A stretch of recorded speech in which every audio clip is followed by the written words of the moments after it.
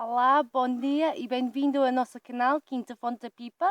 Hello and welcome back to our channel Quinta, Fonte, Pipa. Sorry we didn't do a video last week. There's just been so much sort of small jobs to do, and with the intense heat that we've had. And That's an Asian. that's either an Asian wasp flying around Molly's head just then, or one of the European wasps. And that's been one of our problems we've been battling. We had we had two of them in the house last night and a bat.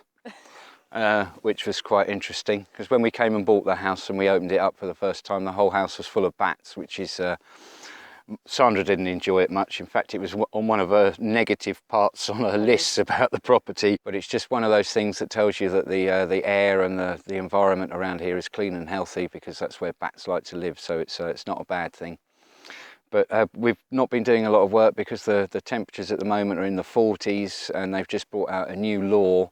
Because normally you'd get men cleaning the forests with chainsaws, nothing that makes sparks. So my grass topper, or you'd call it a brush cutter with the chains on it, then you're not allowed to use those. You're not allowed to use strimmers with blades on.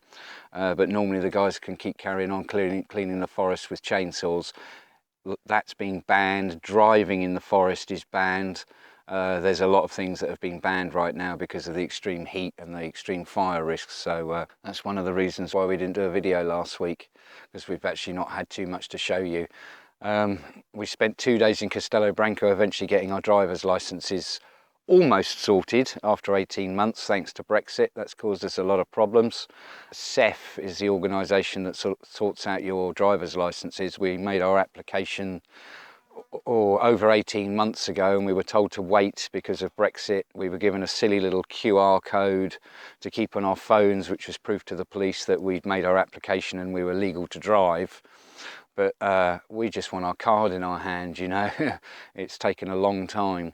Well, I'd just like to start getting my driver's license. Yeah, Molly turned 18 last Christmas, and she wants to start her driving lessons and can't until they sort this out, which is, it's not very good really, because Molly does have a part-time job, a proper job, and having transport would make that a lot easier for you, wouldn't it, to drive backwards and forwards. But we've just got to wait, unfortunately. So, well, that's a couple of the reasons why we've been late.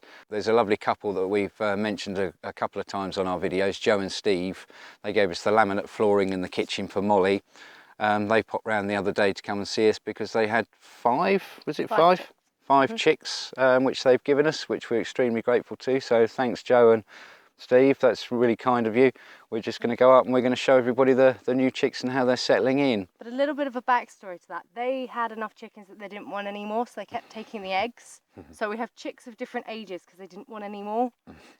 They hatched, hence we now have some very adorable chicks. Yeah, so and hopefully they're not all going to be boys, and we'd like a boy, wouldn't we? Then we can start breeding up our chickens again, because we used to have 100 chickens, and after the fox made his way through that lot, and then the fire and everything else, we didn't bother with the chickens. They weren't earning us a lot of money. Well, in fact, they were actually costing us to supply the local bakery with the eggs, which is not cost effective. So we got rid of them, and we're sticking with our goats now. And our one chicken we had before that. So, right, we're going to wander off up and go and see the chickens, eh? As you can see, we are currently in the chicken/goat house. So we have our chickens, which were given to us by Joe and Steve. Only a couple of them, because I can't catch the other two, which Joe did warn me about. These are our baby goats, who is currently eating my jeans. Aren't you? Here's another one. Oh. This one's a proper wriggler. This one's a little girl, finally. Oh, and another one here. Unfortunately, this is her brother. Is that a boy? That's a boy. Yes, that's a boy. You like Stu? Yeah, so we're calling all the boys now Stew. Goat Stew. And this one's called Star, because she has a little star on her head like horses. Hello, lovely. She's very sweet. Pretty. And she is the daughter of Flo. Oh! And like I said, she's a bit of a wriggler. So thank you very much to Joe and Steve for our chickens. As you can see, he's back in the truck again. Yeah, just like a McDonald's employee, I'm loving it. If any of you have seen Luke and Sarah's video, you'll see that I went and helped them dispatch Billy. So we've turned him into food, and they were very kind to invite us to Luke's birthday party. Then we went to an inshore river beach, didn't we, for a swim. And I managed to lose the keys to the truck.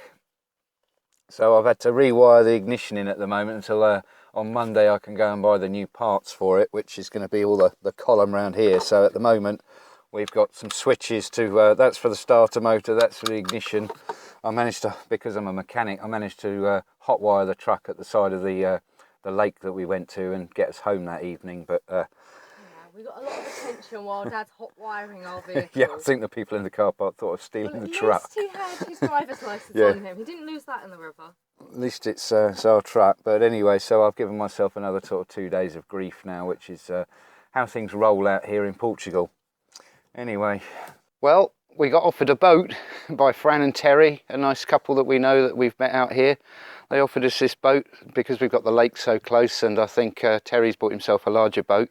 So we're extremely grateful to have this. Means we can go fishing around the lake now, because unfortunately the lake, the local junta don't clean the land around it, and it's virtually impossible to walk around it, let alone fish. So you go and spend your money on a fishing licence, and yet you can't actually reach the water to fish for the fish, which is a bit daft. But we're going to look forward to getting in this and having a few days out. We might even make a video of us taking an afternoon off around the lake, eh? Right, well, this week we've got a new Patreon, Ian Donahue, so thank you very much, Ian, for joining our Patreon family. If anybody else wants to support us in what we're doing, the Patreon links are either in the description below, or there's a link on our homepage on YouTube. And a thank you, do you mind, Jeffrey, we're doing a video. And a special thanks to Ron Horn for making an order with us. He got a pen, some of his coats, and we're shipping that out to him. So thanks very much for your order, we appreciate that greatly. And just to let everybody know, everything with this website's taking longer than expected, so soon we'll have the website up and running. So we're not posting anything else for sale on our Facebook page at the moment, we're just leaving that to put on the website. So hopefully soon we'll be announcing that that's gone live, and anybody that wishes to can look at our website and purchase anything if they want to. It looks like little Stanley's getting boisterous. He's trying to make love with one of the young ladies over there. But him and Jeff are having words. There we go. And that's exactly why Jeff's going to start having a word with him. I know, my lovely. Look, son, what are you doing, Stanley? What are you doing? Go away. There we are. They said don't work with animals and children, don't they? Ring a roses, come on. So if you see the camera go flying, you'll know exactly why that is. Oh, God. Ron has made a donation towards the nature reserve and for helping us sort of recuperate after the fire. We appreciate greatly. There's also a link to a PayPal link where you can make a donation towards a tree if you want to, which we're going to plant in the land we've got behind us, which had eucalyptus, but I reckon it's going to take us another year and a half minimum before we sort of get that sorted, because we've got to fix the farm first after the fire, and we're still recuperating, and with these hot days we can't actually manage to get as much done as you'd like to, so everything's taking us twice as long as it should do. And if anybody wants to sponsor a goat, there's also a link for the goat sponsorship down below. Anybody want to sponsor these lunatics? So we've had quite a few comments on some of our videos about keeping our buck with our girls and possibly having the smell of Jeff in our milk, which we don't actually have a problem with. None of our cheese or milk tastes of Jeff. We've had a few messages from people telling us that we've lost out on a couple of business opportunities with the goats, and that possibly our cheese is contaminated with the musk smell of Jeff that we've got up there. Well, we've been extremely lucky. You can physically smell him sometimes up here, but when they go in and out of rut, his smell goes right down, and he's actually not contaminating the milk whatsoever. We drink the milk straight after we've milked the girls, and it tastes absolutely fine. We sell a lot of the cheeses, and there's absolutely no musk smell in the cheeses whatsoever. You're right, it will and it can affect the cheese, which is why we need to get on and build our new goat farm. And I've got a paddock that's sort of half built just for the boys, where we are going to separate them permanently. Not so much for the must smell, that's just going to be an added bonus that we've separated them, but it's going to be for breeding purposes, because as you could see, young Stanley's feeling rather frisky, and we can't control the breeding at the moment, which is we want to be 100% on top of when these girls are allowed to breed and all the rest of it. So although we're getting a lot of boys bred this year, we've had one girl give us 3 babies and they were all boys, which is, one, it's quite rare to get 3, but I should think it's even rarer that you get 3 boys all in one birthing. So, and the other comment was about not quite making as much money as we could from the goats by renting them out to people to clean land and whatnot, which in theory and in a lot of countries, yeah, you could make that work for you, but unfortunately out here in Portugal, you know, the majority of people we're looking at would be looking at as clients would be Portuguese, and unfortunately that's just not going to work. They won't pay you to have animals on your land. In fact, you'd have to get to a deal with them that they allow you to graze your animals on their land. So it's not a business opportunity. And I think Jeff's about to get his own opportunity. So whilst we'd like to let out the goats and earn some money from them in that way, that would it's not really feasible. And the other thing out here is the electric fences don't work very well because the grounds are dry, so you don't get the electric shock in the fence, so it's not the best way to sort of maintain the goats out here. And the fact that our goats are milking goats as well, and I wouldn't want to put them at risk of catching something from someone else's land. Yeah, they can get parasites from other people's land, and also if they're left just in really rough terrain, the brambles and whatnot can scratch their udders and lead to infections and all the rest of it. And it's you know, our first concentration is the milk and getting the best milk we can and the best quantity, and then the health of the goats, you know.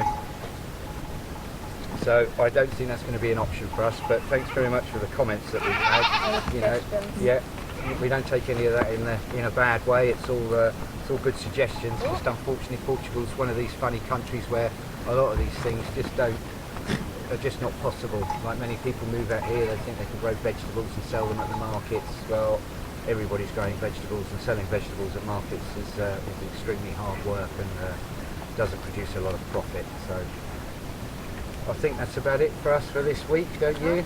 Sorry again for no video last week. It's, what time is it now? It's about 9:15 now in the morning, and it's getting hot already. I've had to have my sunglasses on because the sun's very strong and right in our eyes. So hence, if I'm sat at a funny angle, it's to try and block the sun. So we're going to get on and do the morning routine with the goats, which is feeding them, letting them out for a good feed up on the land, and then we'll bring them back. She's eating your microphone cable. Well, I hope you haven't heard that. I've got a goat chewing on our microphone cable, so you naughty little thing. Are you the girl? Yes, she's the girl. So well, it's acceptable. Well, then you're lucky, aren't you? Because if you were a young boy, your name would have gone to the top of the list. Oh. Yes, it would. Yes, it would. No, she's got to wait down. Yep. Oh. She's a big wriggler. So anyway, that's all from us from this week. Thanks to our Patreons, thanks for watching. If you've liked the video, please give it a thumbs up. Don't forget to hit the subscribe button, because that's really helping lift our channel quite a bit, isn't it? Happy birthday to Luke for the other week when we went to his birthday party. And we'll see you all next weekend, eh? Yeah, we'll hopefully see you all next weekend.